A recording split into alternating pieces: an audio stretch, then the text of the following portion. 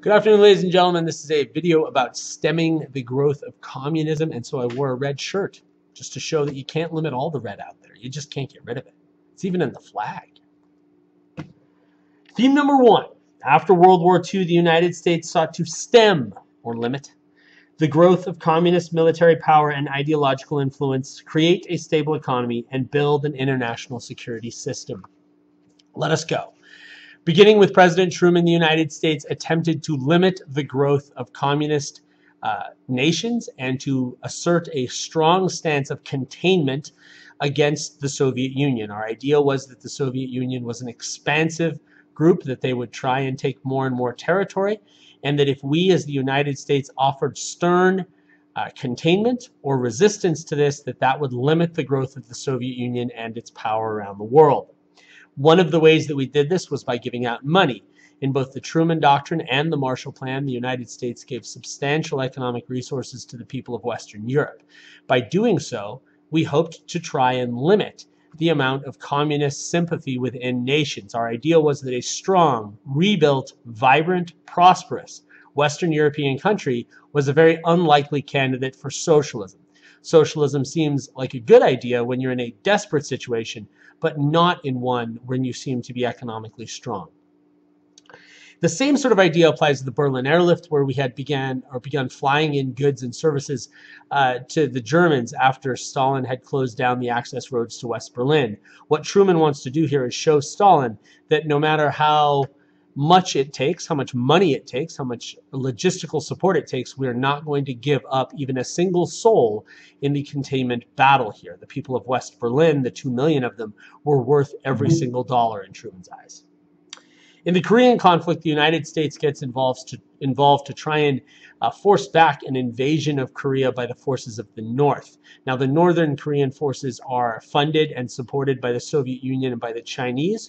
The Chinese having recently gone over to communism in 1949. This is happening in 1950. The United States gets involved by a police action of the United Nations. President Truman believed that he wouldn't be able to get an approval from Congress, and so we enter the war in an effort to try and help the people of South Korea and push the Northern Koreans back across the border. There's some substantial debate as to how long the scope of the war should go. Should we expand it against the Chinese and the Soviets? And eventually we don't. But we do end up really putting boots on the ground for the first time since World War II and showing that America would, again, go to any lengths that it took to contain communism. Back at home during that period, we have the Great Fear, a period of time where McCarthyism and the fear of socialism was at an all-time high. Although we should synthesis point this, right, with the Red Scare of the 1920s and kind of a Salem witch trial idea here as well. McCarthy's a younger senator from Wisconsin. He's not a very popular guy, but he becomes incredibly popular when he keys onto this message of communist hysteria and the idea that Americans are afraid of communism and that we should be vigilant in looking for it everywhere, especially in the halls of government. He's convinced that America has tons of communists working against the country in their jobs where they're working for America. Under President Eisenhower, the nation pursued a number of kind of more quaint, behind-the-scenes, quiet-looking politics. That doesn't mean they were disarming. That doesn't mean they calmed the tensions of the Cold War. But Eisenhower believes in mutually assured destruction. Let's create enough atomic weapons to blow up our neighbors so that they'll never live to survive and say that they had won the war against us. But at the same point, we're not going to tell Americans about building those bombs. Covert interactions, going into countries and overthrowing leaders who might have a socialist bend to them, and then replacing them with dictators who are more right-wing. Eisenhower's method here is to try and assure that in even the small countries of the world, right-wing ideas that would be closer to ones favorable by us, are preferred over ones that are left-wing, ones that would have been more preferable to the people of the Soviet Union. The Eisenhower Doctrine is a pledge of money, just like the Truman Doctrine, to try and give money to people of the Middle East and Africa to resist internal aggression. What that really means is to try and stop communism from sprouting up within your borders. Okay? Kennedy's presidency. Under President Kennedy, we get deeply involved with Cuba. Cuba, keep in mind, is 90 miles off the coast of Florida. It is a Soviet or socialist country after an overthrow in 1959 by Fidel Castro.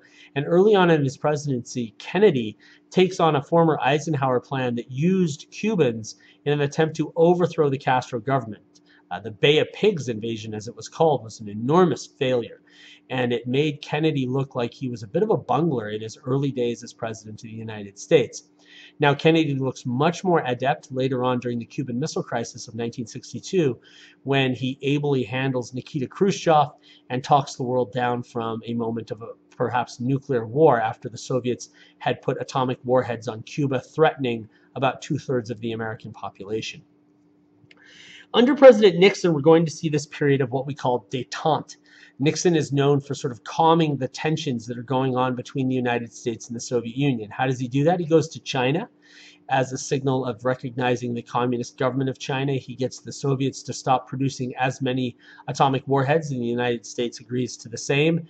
He generally is involved in trying to scale back the Vietnam War, as we'll see in a moment. All of those an attempt to lessen the amount of tension around the world. Part of that comes down to the fact that we just can't afford it anymore.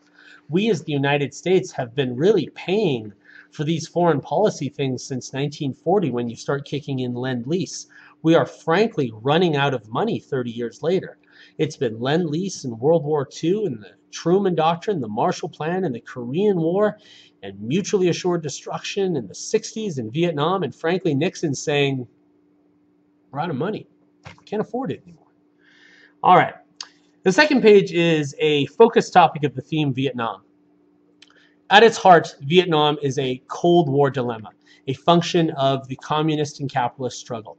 The leader of the Vietnamese nationalists, Ho Chi Minh, and his Viet Minh believe that Vietnam has a future if it is socialist, that any colonial conspirators, whether they be Japanese, Chinese, French, American, need to leave the country, and that the Vietnamese people need to be able to control their own internal politics and to govern their country as smoothly as possible.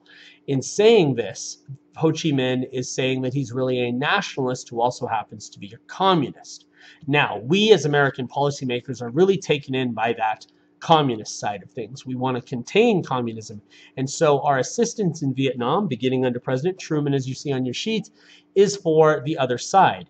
Starting in 1945, the United States supports the French colonial efforts in Vietnam through military and economic resources to try and help the French to contain the communism in Vietnam. Now, that all goes astray under Eisenhower's administration when the French lose at an important fort called Dien Bien Phu. Having lost there in 1954, the French pull their troops and their support out of French Indochina, or out of Vietnam, and leave the situation to the Americans. Now, America is not willing to leave completely, and so the nation is divided along the 17th parallel. The northern portion of the country, North Vietnam, was controlled by the communist forces of Ho Chi Minh and his Viet Minh. The southern portion was controlled by a democratic government, at least on the surface, a government that had at its head a U.S.-chosen president named Ngo Dinh Diem. Now, Diem was really an American-raised but Vietnamese-born gentleman. He had a lot of familiarity with Western styles of ideas. He did not gel particularly well with the Vietnamese population, and as a result of actions to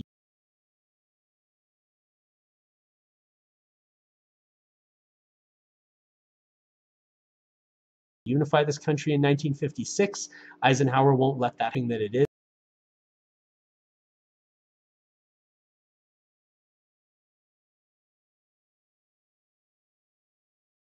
Because I'm going to keep on going. Now it's working. Welcome back. Okay, continuing down the page here. President Kennedy. Kennedy looks as though he wants more advisors in Vietnam. He sends about 16,000 advisors to Vietnam. But at the same point, he also looks like a president who's beginning to think that this is going to be a bit of a mess, that America doesn't have a future here and we can't completely win over the people.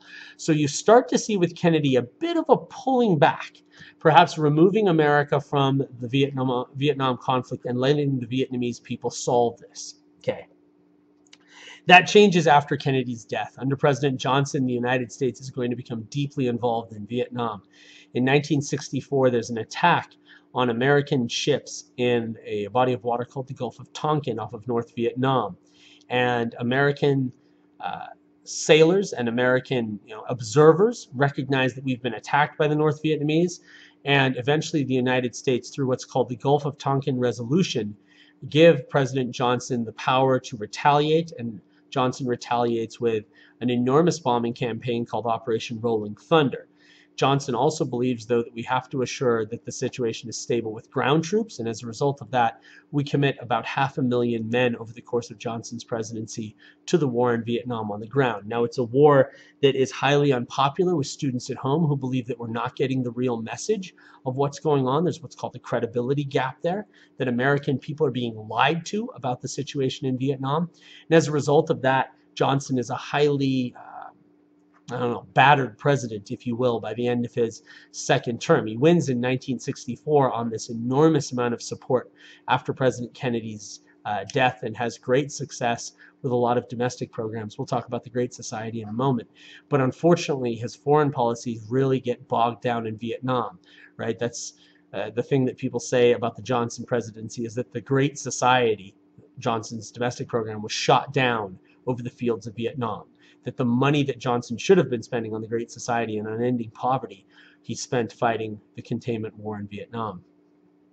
In 1968, there's a sign that we are not winning this war. In January of 68, during the Vietnamese New Year celebration of Tet, Vietnamese forces hit a targeted number of American and South Vietnamese sites. They do it in a coordinated fashion. It's not the sort of thing you'd expect from a side that's losing the war. And that's what the American message has been, that South Vietnam is winning and the North are losing. And Tet is a sign that the North are not losing, that they're aggressive, that they're strong, that their momentum is getting higher and higher. And so America by 1968 is in utter panic as to what to do with Vietnam.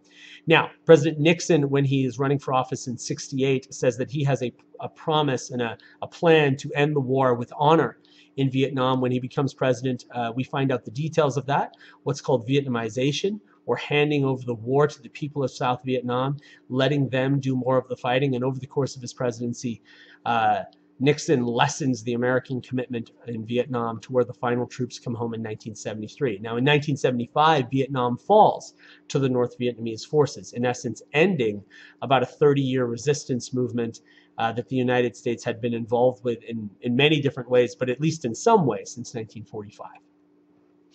That's a run of what happened as a result of America's attempt to contain communism.